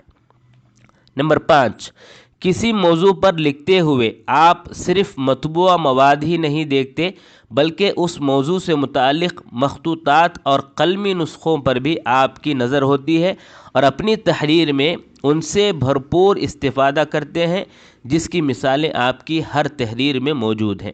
نمبر 6، شیخ محترم کو اللہ تعالیٰ نے سبھی علوم و فنون میں گہرائی اور گہرائی سے نوازا ہے۔ جس موضوع پر بھی آپ قلم اٹھاتے ہیں اسی سے متعلقہ حصول مواد کے لیے آپ سبھی علوم کے متنوع مراجع کھنگالنے لگتے ہیں اور ہر فن کے بنیادی مصادر کی مدد زیر بحث مسئلے سے متعلق تمام مفید معلومات یکجا کر دیتے ہیں۔ نمبر 7، آپ کے بعض مقالات تنقید و تبصرہ پر مشتمل ہیں، جن میں سے کسی کتاب یا کسی مضمون پر نقد ہے اور اس کی علمی و منہجی اغلاط کو زیر بحث لایا گیا ہے۔ اس سلسلے میں بھی آپ کی یہاں نقد و تبصرہ کی علمی روایات نمایاں نظر آتی ہیں اور کسی شخص کی اہانت و تحقیر سے مکمل احتراز برتتے ہیں، جو بلا شبہ نو آموز محققین اور طلباء علم کے لیے ایک رہنما امر ہے۔ نمبر 8، شیخ محترم اپنے تمام تحریرات میں اظہار مدعا کے لیے آسان الفاظ اور سادہ اسلوب اختیار کرتے ہیں، جس سے تمام لوگ بآسانی استفادہ کر سکتے ہیں اور تحریر کی موضوعیت و مقصدیت کے سمجھنے میں قارئین کوئی ابہام اور پیچیدگی محسوس نہیں کرتے۔ مولانا عبدالہادی عمری مدنی، صدر مجلس القضاء الاسلامی برطانیہ حفظہ اللہ، لکھتے ہیں، وفات ایک پیکر علم و تحقیق دوست کی۔ ایک مخلص علم دوست، وفا شعار ساتھی شیخ محمد عزیر شمس کا 15 اکتوبر کی شام مکہ مکرمہ میں 60 پر 6 برس کی عمر میں انتقال ہو گیا۔ شیخ رحمہ اللہ کے ساتھ ہماری شناسائی قدیم اور تعلق گہرا تھا۔ بات ہے 1970 پر 8، جب ہندوستان کے کچھ طلباء کا عالم اسلام کی مشہور یونیورسٹی الجامعہ الاسلامیہ میں داخلہ ہوا۔ ویزا اور تکمیل اجراءات کے لیے ہمیں 2 ہفتے دہلی میں قیام کرنا پڑا۔ جامعہ دارالسلام کے 12 طلباء، جامعہ سلفیہ بنارس اور جامعہ الفلاح بلدیہ گنج کے کچھ فارغین اسی مقصد کے لیے دہلی پہنچ چکے تھے۔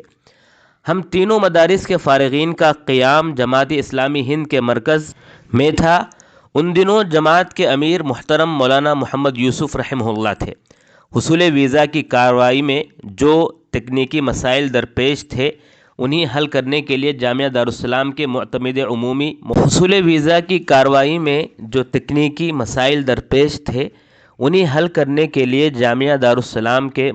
عمومی محترم کاکا محمد عمر رحمہ اللہ دہلی میں قیام فرماتے تھے۔ ان کی شخصیت کا رعب کچھ ایسا تھا کہ ایم بی سی کے مسائل حل کرنے کے لیے ان سے زیادہ موزوں اس وقت کوئی دوسرا نہیں دکھائی دیتا تھا۔ کاکا صاحب رحمہ اللہ حالات کے مطابق لباس زیب تن فرماتے۔ وہ سفارت خانے جاتے تو مکمل سوٹ پہن کر جاتے۔ یہ لباس جنوبی ہند کی دینی درسگاہوں کے فارغین کے لیے اجنبی نہیں تھا، لیکن شمالی ہند کے لیے اچنبھے کا باعث ضرور تھا۔ یہ اس وقت کی بات ہے جب لوگ دینی مدارس کے طلبہ اور منتظمین کو مخصوص وضاقطہ میں ہی دیکھنے کے عادی تھے۔ شمالی ہند کے کچھ طلبہ لباس پر ہلکے پھلکے اعتراض بھی کرتے، لیکن کام سب کا ہو رہا تھا، مدد سب کی جا رہی تھی، کیونکہ معتمد عمومی کا ظرف وسیع اور سینہ کشادہ تھا۔ وہ نہایت فراخ دلی کے ساتھ سب کی مدد کر رہے تھے۔ سلفیہ کے فارغین میں ایک نام ہمارے دوست شیخ عزیر کا تھا، جو اپنے ہم جولیوں کو قائل کروا رہے تھے، بلکہ عمر آباد کی تعریف میں رطب اللسان تھے کہ کاکا صاحب کا دبدبہ دیکھیے کہ وہ ایمبیسی بغیر پیشگی وقت لیے عوامی دروازہ کے بجائے خصوصی گیٹ سے داخل ہوتے ہیں اور انگریزی میں اس روانی سے گفتگو کرتے ہیں کہ عملہ بھی چپ سادے ان کے آگے کھڑے رہتا ہے، جبکہ دیگر اداروں کے فارغین کے ساتھ کوئی رہنما اور ذمہ دار تک بھی نہیں ہوتا۔ یہ ہماری ان کے ساتھ پہلی ملاقات تھی۔ اسی وقت سے ان کی مردم شناسی اور وسعت ذہنی کی چھاپ دل میں بیٹھ گئی۔ پھر کاکا صاحب علیہ الرحمہ کی کوشش سے ویزا اور سفر کے مسائل حل ہو گئے اور شمال و جنوب کے طلبہ مشکور و ممنون سفر حجاز پر روانہ ہوئے۔ مدینہ منورہ پہنچنے کے بعد داخلہ کی کارروائی شروع ہوئی۔ اگرچہ کہ ہمارا تعلیمی سال ایک ہی تھا، لیکن الگ الگ شعبے۔ شیخ نے عربی ادب کو اپنایا، میرا شعبہ حدیث تھا۔ رہائش پہلے 2 سال ایک ہی ہاسٹل میں تھے، جو مسجد نبوی سے 8-10 منٹ پیدل کی دوری پر واقع عمارت غشام میں تھی۔ یوں ہماری ملاقاتیں بار بار ہوتی۔ اس وقت طلباء کے ہجوم میں شیخ عزیر کی شان کچھ نرالی سی تھی۔ وہ تھے عربی ادب کے طالب علم، لیکن کتب حدیث کے حصار میں رہتے ان کا کمرہ کتب خانے ہی دکھائی دیتا۔ ہمارے طالب علمی طبیعت میں جو سادگی تھی، شہرت کی بلندیوں پر پہنچنے کے بعد بھی برقرار رہی۔ غیر عربی طلبہ عربی ادب میں دلچسپی کم رکھتے تھے، لیکن شیخ عزیر کا مسئلہ قدرے مختلف تھا کہ دوسرا کوئی طالب علم کلاس میں ان سے سبقت لے جائے، یہ تقریباً محال سا تھا۔ اسی شان اور اعزاز کے ساتھ انہوں نے 4 سال مکمل کیے۔ پھر ام القریٰ یونیورسٹی مکہ مکرمہ منتقل ہوئے۔ مسدس حالی کے حوالے سے اردو شاعری پر عربی اثرات کے موضوع پر ایم فل کر کے ڈاکٹریٹ میں داخلہ لیا اور ہندوستان میں عربی ادب کی ترویج و اشاعت پر ریسرچ کر رہے تھے۔ اپنے مقالے کی تیاری کے سلسلے میں برطانیہ کا دورہ بھی کیا۔ کامیابی سے اپنا مقالہ تیار کر چکے تھے کہ مشرف سپروائزر کے ساتھ علمی اور تحقیقی نکات پر کچھ اختلاف ہو گئے۔ شیخ عزیر کب اپنی تحقیق سے پیچھے ہٹ سکتے تھے؟ اسی کی ضد میں ڈگری ادھوری رہ گئی کیونکہ مشرف کی منظوری کے بغیر مقالہ پیش نہیں کیا جا سکتا تھا۔ طالب علم کے لیے یونیورسٹی کے قواعد و ضوابط کی پاسداری ضروری ہوتی ہے، لیکن اس تگ و تاز میں اپنی توانائی ضائع نہیں کی۔ ریسرچ اور تحقیق ہی کو اوڑھنا بچھونا بنا لیا۔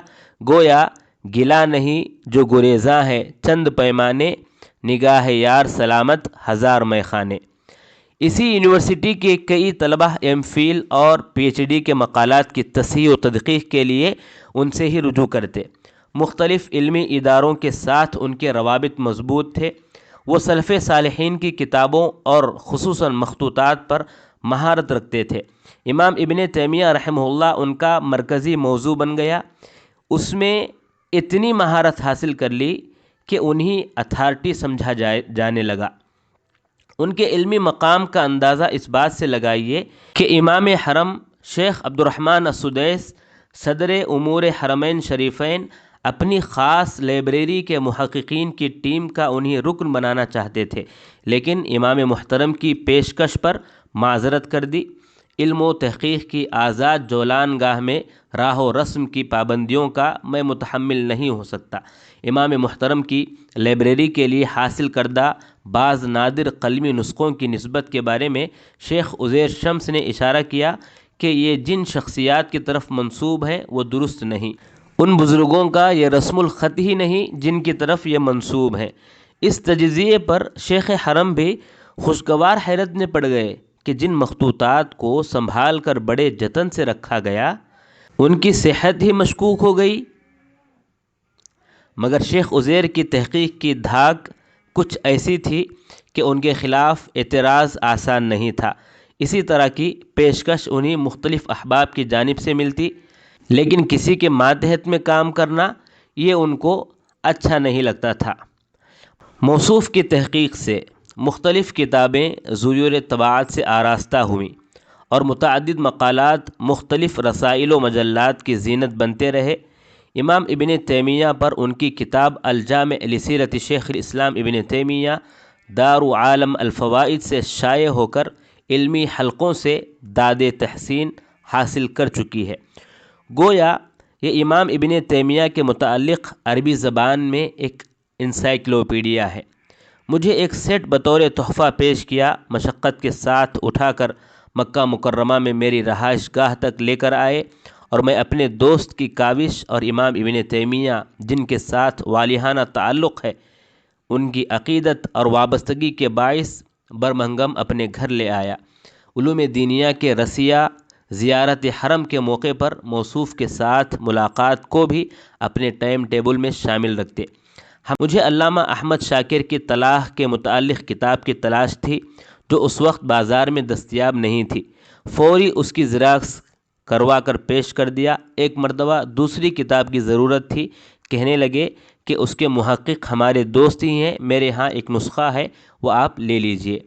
ان کی اپنی ایک دنیا تھی علمی اور تحقیقی میدان میں، وہ عوامی مجلسوں اور اجتماع سے بڑی حد تک دور رہتے، دینی جماعتوں کے درمیان جاری رساکشی پر کڑتے، اور بعض علماء و مشائخ جو سنی سنائی باتوں پر اظہار خیال کرنے لگتے ہیں وہ کہا کرتے کہ انہیں جرح و تعدیل کے اصول اپنانا چاہیے۔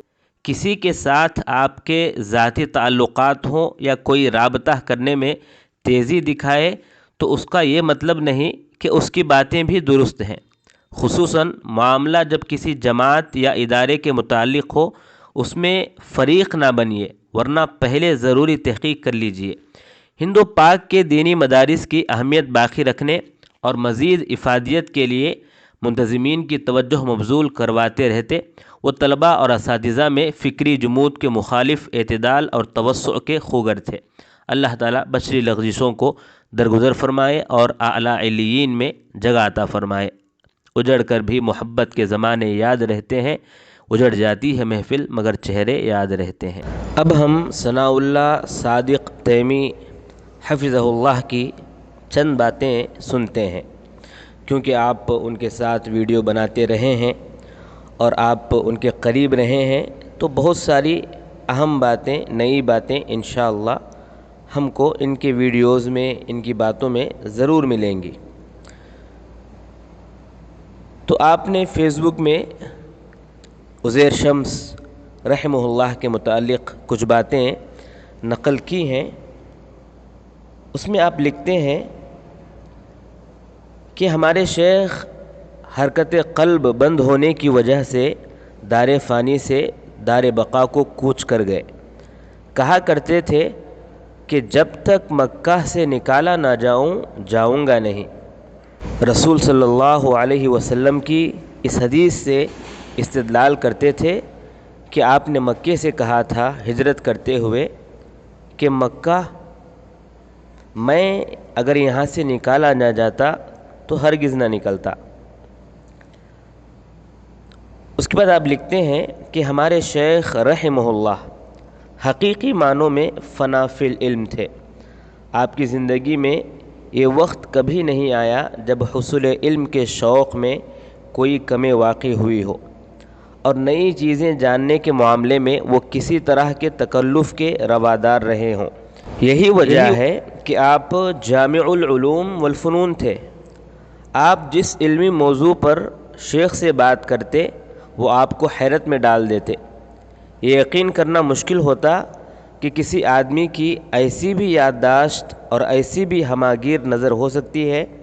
پہلی ملاقات ہوئی تو شیخ کی گفتگو کی گہرائی، علمیت اور پختگی نے حیرت میں ڈالا، اور جب اللہ نے مستقل یہ راہ نکال دی کہ آپ سے ملاقاتیں ہوں، تو علم غزیر اور وسیع معلومات کے ساتھ آپ کے اخلاق عالیہ نے نہ صرف حیرت میں ڈالا بلکہ اپنا گرویدہ اور اسیر بنا لیا۔ ہم اکثر سوچتے اور باتیں کرتے ہیں کہ کیا اس علم و بصیرت اور فکر و نظر کا حامل شخص اس قدر متواضع، سادہ اور ہر قسم کے تکلفات سے دور بھی ہو سکتا ہے؟ آپ علم و بصیرت اور اخلاق و کردار ہر دو اعتبار سے اللہ کی نشانیوں میں سے تھے۔ دوسری بات آپ لکھتے ہیں کہ یہ بات بالکل درست ہے کہ آپ محقق اور ماہر تراث ابن تیمیہ اور تراث ابن قیم تھے، اور اس معاملے میں پوری دنیا نے آپ کی امتیازی حیثیت کو قبول کیا اور بجا طور پر اس کا اعتراف کیا۔ لیکن انصاف کی بات یہ ہے کہ آپ کی علمی حیثیتوں کا یہ ایک جز تھا۔ آپ علوم قرآن، حدیث، علوم حدیث، فقہ، اصول فقہ، عقیدہ، سیرت، تاریخ، لغت، تہذیب و ثقافت، شعر و ادب، عروض، حکمت، منطق اور فلسفہ، ان تمام علمی سرمایے کے ما لہو و ما علیہ سے نہ صرف یہ کہ واقف تھے بلکہ اس معاملے میں حیرت انگیز استحضار رکھتے تھے۔ زمانی ترتیب کے ساتھ آپ کو مختلف علوم و فنون کی کتابیں مع ان کے مؤلفین کے ازبر تھیں۔ آپ کو یہ تک یاد تھا کہ کون سی کتاب کب کہاں سے شائع ہوئی اور کس کا کون سا ایڈیشن کہاں کہاں دستیاب ہے، اور کس مؤلف نے کس مؤلف سے کس درجے میں کیا کیا استفادہ کیا ہے۔ جب کبھی کسی عالم یا اسکالر کا نام لیتے تو تاریخ ولادت اور تاریخ وفات کے ساتھ لیتے۔ ہم حیرت سے منہ تکتے رہ جاتے اور آپ کو دیکھ کر محدثین کے تعجب خیز واقعات پر یقین اور بھی پختہ ہو جاتا۔ نمبر 3، آپ کی بہت بڑی خوبی یہ تھی کہ آپ کو کسی سے کوئی حسد نہیں تھا، کسی کو اس کی خوبیوں کے ساتھ یاد کرتے، کسی پر کوئی ایسی تنقید نہیں کرتے جو اس کے سامنے نہیں کر سکتے ہوں، مثبت رائے کا اظہار کھل کر دیتے اور منفی رائے محفوظ رکھتے۔ ہم نے اپنے احباب اور معاصرین کی خوبیوں کا ایسا اعتراف نہ کے برابر کہیں اور پایا۔ ہم اپنے جوش اور کم علمی میں جب کوئی ایسی بات کہتے جس میں نادانی اور خوش فہمی کا عنصر زیادہ ہوتا اور وہ حقائق کی غلطی نہیں ہوتی، تو صرف مسکرا کر جیسے بتا دیتے کہ ہمارا جوش بول رہا ہے، یا کسی شخصیت کے بارے میں کوئی مبالغہ آمیز رویہ ہوتا ہے تو باتوں کو دوسری طرف موڑ کر یہ اشارہ دے دیتے کہ ہم مبالغہ کے شکار ہو رہے ہیں۔ نمبر 4، اب اسلام کے عالم تھے، ہر قسم کے تعصبات سے دور، علم کی وسعت فکر و بصیرت میں اور اسلام کی وسعت اخلاق میں واضح نظر آتی تھی۔ مسلک و مشرب، ملک و علاقہ، برادری یا زبان، کسی قسم کا کوئی تعصب نہیں تھا۔ سلفی تھے، تحزب پسند نہیں، اہل حدیث ہونے میں ٹھوس تھے اور حقیقی معنوں میں اسلاف کی راہ پر گامزن۔ احقاق حق اور ابطال باطل کے نہ صرف قائل تھے بلکہ اس کے داعی تھے، البتہ اس معاملے میں انصاف کی کمی اور اسلوب کی سختی اور درستی کو ناپسند فرماتے تھے۔ اس بات پر زور دیا کرتے کہ اچھے اسلوب میں حق کی دعوت کو پوری دنیا میں عام کیا جائے، دین کے غلبہ اور اسلام کی سربلندی کی تمنا رکھتے تھے اور پوری امت کا غم ڈھوتے تھے، حقیقی معنوں میں ہمارے قائد تھے۔ نمبر 5، علم کے ساتھ اہل علم اور طلبہ علم سے بے حد محبت کرتے تھے۔ اس راہ میں جب کوئی جس قسم کی مدد چاہتا بغیر کسی تاخیر یا کوتاہی کے اس کی مدد کرتے، اور یہ کبھی نہیں دیکھتے کہ سامنے والا کون ہے، کہاں کا ہے، کس مکتب فکر سے تعلق رکھتا ہے۔ ہر ایک کو اس کے حسب حال علمی مشوروں اور رہنمائیوں سے نوازتے۔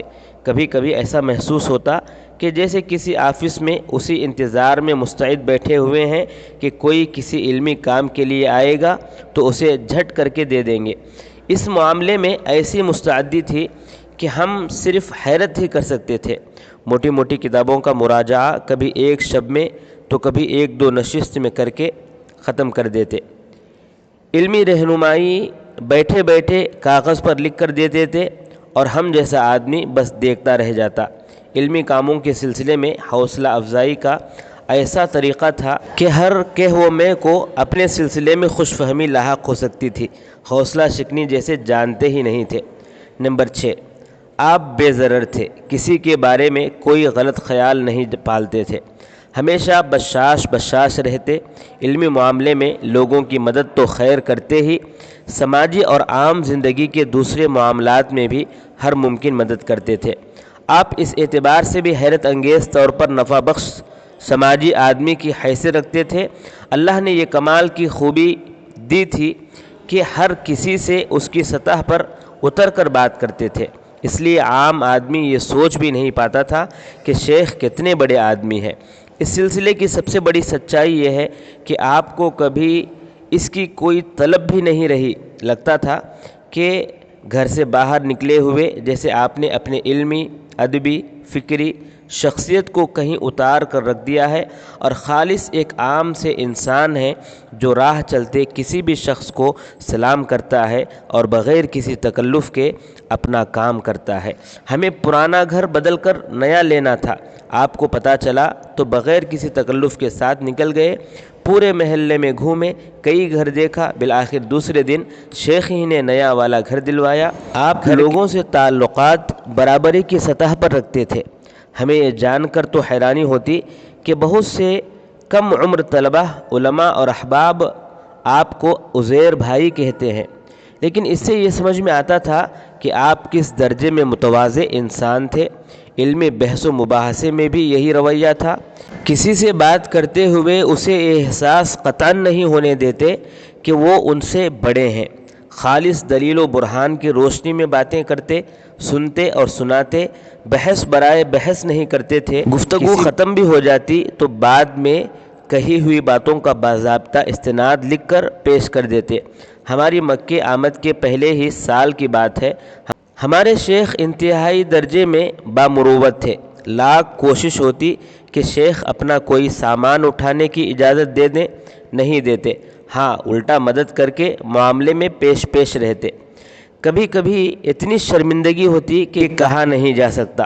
مخدوم ہونا کسی شکل میں گوارا نہیں تھا۔ کسی قسم کی کوئی مالی مدد کسی سے قبول نہیں کرتے۔ کتابیں منگواتے اور اتنے اصرار سے قیمت چکانے کی کوشش کرتے کہ یہ شکایت کرنی پڑتی کہ شیخ ہمیں پرایا کر رہے ہیں۔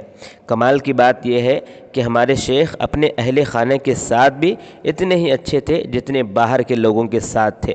ہر ممکن ان کی بھی خدمت کرتے اور ان سے خدمت لینے سے بچنا چاہتے۔ الحمدللہ اہل خانہ سے بہت خوش رہتے تھے۔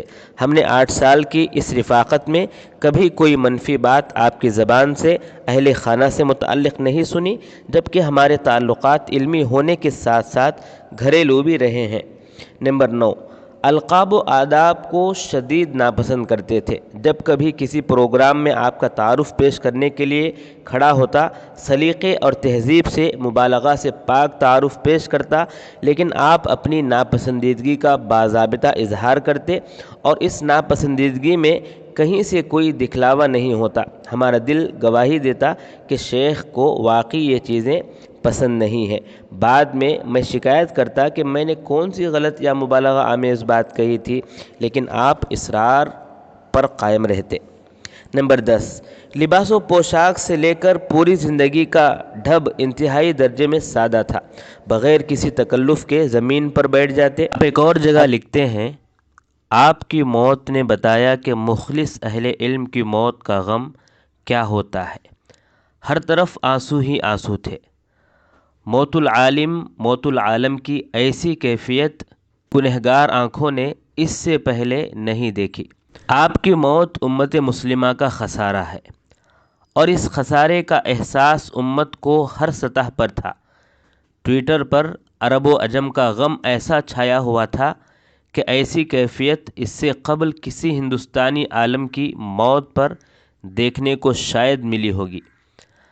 ایسے لوگوں نے ٹویٹ کیا کہ ہم خود حیران تھے، اور ماشاءاللہ مختلف اہل علم نے علم و ادب کے مختلف حوالوں سے آپ کو یاد کیا اور حزن و الم کا اظہار کیا۔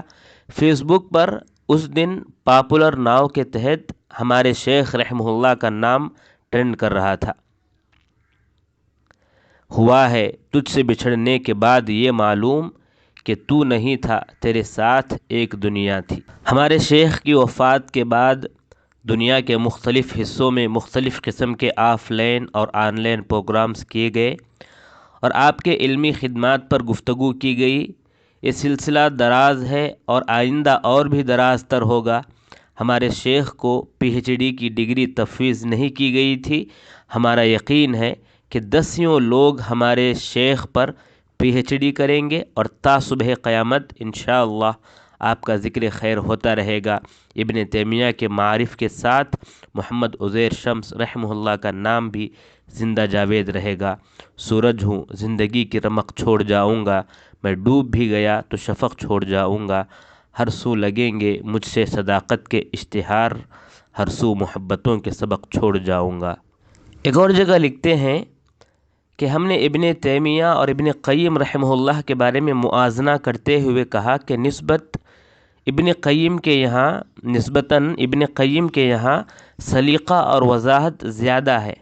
آپ نے کہا کہ دراصل ابن تیمیہ بحر زخار ہیں اور ابن قیم دراصل اسی سمندر سے لے کر سلیقے سے پیش کرتے ہیں، کوئی بہت اضافہ نہیں ہوتا، ہاں حسن تنسیق ضرور ہوتا ہے۔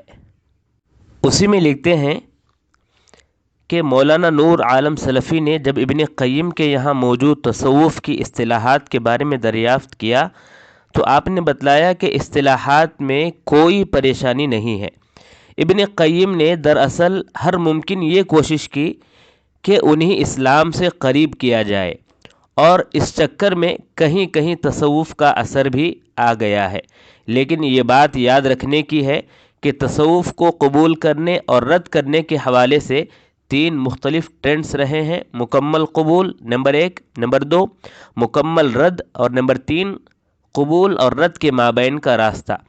ابن تیمیہ اور ابن قیم الجوزیہ رحمہ اللہ کا راستہ یہ ہے کہ وہ ان کی خوبیوں کو سراہتے اور خرابیوں پر تنقید کرتے ہیں، لیکن وہ اصول دین سے کبھی سمجھوتہ نہیں کرتے۔ اسی لیے مدارج السالکین کے بارے میں عام صوفیہ کی رائے تو یہ ہے کہ ابن قیم نے کتاب کی شرح لکھ کر تصوف کو کچھ سے کچھ کر دیا۔ اسی میں لکھتے ہیں کہ باتوں کا سلسلہ جب چلا تو موجودہ دور میں تحزب پسندی اور گروپ بندی کے مسلسل بڑھتے ہوئے سیلاب کی طرف بھی توجہ گئی۔ آپ نے پوری انسانیت کو اپنا مخاطب بنانے اور توسع اختیار کرنے پر زور دیا۔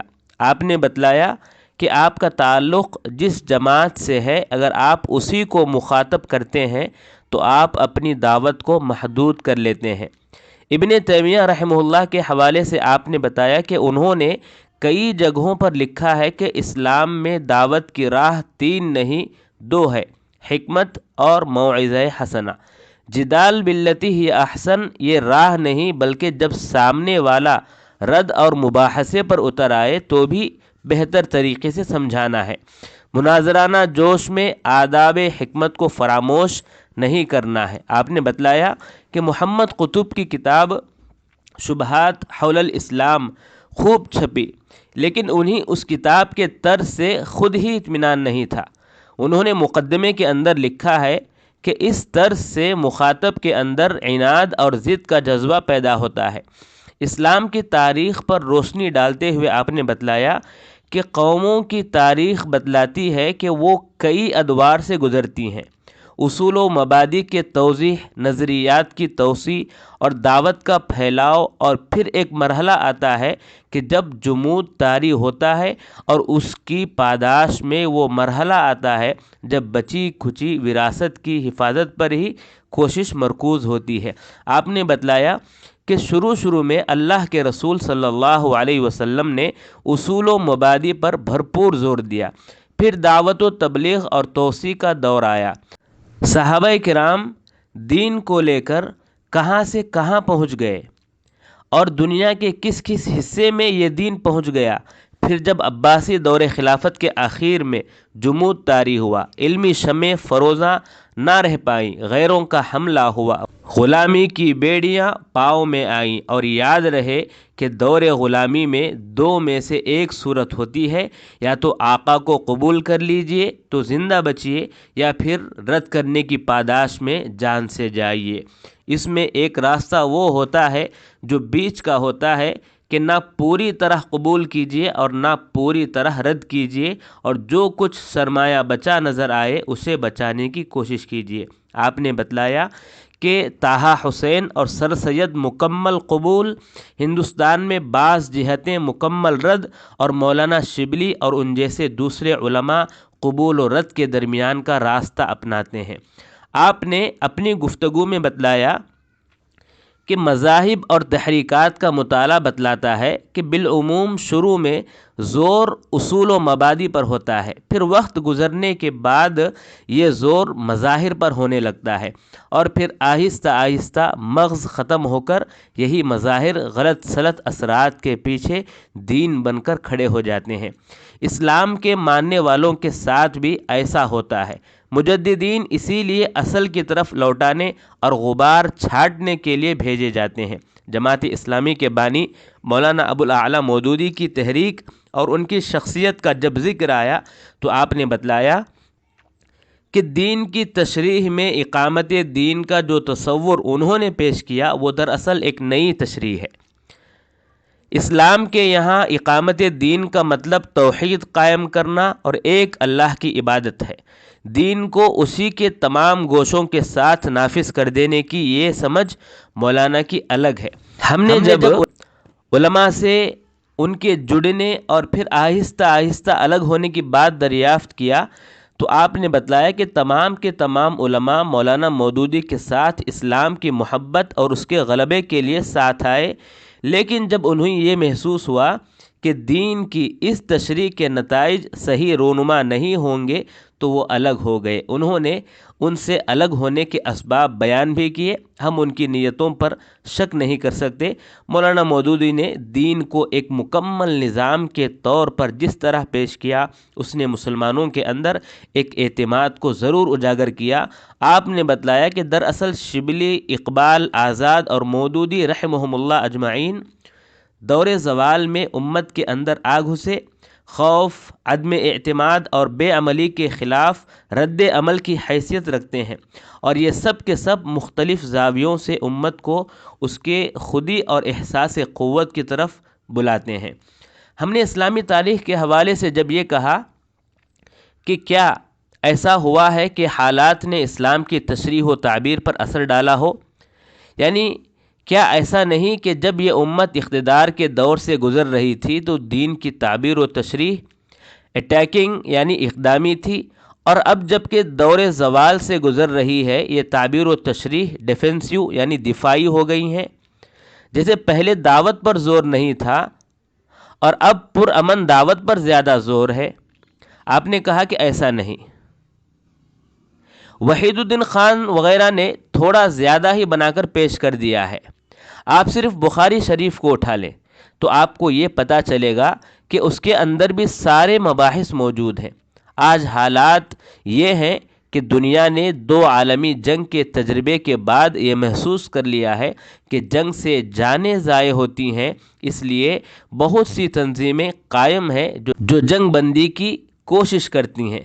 فلسطینی مسلمانوں کے اوپر ہو رہے مظالم پر غیر مسلم تنظیمیں اور افراد بھی احتجاج کرتے ہیں۔ مغرب کے اندر حکمراں طبقہ اور بعض انتہا پسندوں کو چھوڑ دیجئے تو زیادہ تر لوگ انصاف پسند اور امن پسند ہیں، اور دعوت کے لیے آج کی انفارمیشن ٹیکنالوجی نے میدان کھول دیا ہے۔ اس لیے علماء دعوت کے پہنچانے پر زیادہ زور دیتے ہیں، ورنہ ہر دور میں حق پسند علماء رہے ہیں اور رہیں گے جو بغیر کسی لاگ لپیٹ کے سچ پیش کرتے ہیں۔ طلبۃ العلم کو چاہیے کہ وہ استفادے کا مزاج رکھیں، ہر باغ کی سیر کریں اور علم و حکمت کے گلہائے رنگ رنگ سے اپنا دامن مراد بھریں۔ آپ نے ایک دلچسپ واقعہ سنایا کہ ایک صاحب قادیانی تھے جو مذہبی موضوعات پر خوب بحثیں کیا کرتے تھے۔ لوگ ان کے پاس مسئلے مسائل لے کر جایا کرتے تھے۔ عبدالعزیز میمن ان کے پاس گئے، وہ چھوٹے تھے، ان کی محفل میں گئے، بیٹھے رہے، اور جب محفل ختم ہوئی انہوں نے پوچھا، جی میاں بولیے، آپ کیا پوچھنا چاہتے ہیں؟ انہوں نے کہا، میں نے سنا ہے کہ آپ کے پاس نحو کی فلاں کتاب کا نسخہ ہے، اس کی مجھے ضرورت تھی۔ اور وہ صاحب انہیں تعجب بھری نظروں سے دیکھتے رہے۔ آپ نے بتلایا کہ طلبۃ العلم ایسے ہی ہوتے ہیں، انہیں اپنے مقصد اور مطلب کی پرواہ ہوتی ہے۔ آپ نے ہمیں زیادہ سے زیادہ مطالعہ کرنے پر ابھارا، لائبریریوں سے استفادہ کرنے کا سلیقہ بتلایا، اور ہماری آمد پر اپنی خوشی کا بار بار اظہار کیا۔ میرے دوست حافظ فیصل عادل حفظہ اللہ لکھتے ہیں کہ ہر آنکھ اشک بار ہے، ہر قلب ہے حزین، ایسا بچھڑ گیا ہے کہ آتا نہیں یقین، کیسے کوئی بچے گا وہ عالم ہو یا ولی، جب بچ سکے نہ موت سے پیغمبران دین۔ دنیا علم کہتی تھی جس کو عزیر شمس، وہ علم کا ہمالہ تھا تحقیق کا امی، مکہ تیرے جلو کی سعادت نصیب تھی، عرض حرم میں جھکتی رہی بخت اور جبیں۔ شیخین کی کتابوں کی تحقیق کے لیے شیخین سے مراد امام ابن قیم اور امام ابن تیمیہ رحمہ اللہ ہے۔ امت رہے گی آپ کے احسان کی رہیں، قدرت کہاں کہ پوچھ سکیں خاک سے کبھی، سورج کو خود میں کیسے سموتی ہے یہ زمیں، اف اب عزیر شمس نہیں ہے ہمارے بیچ، عادل کی یہ دعا ہے بنے خلد کے مکیں۔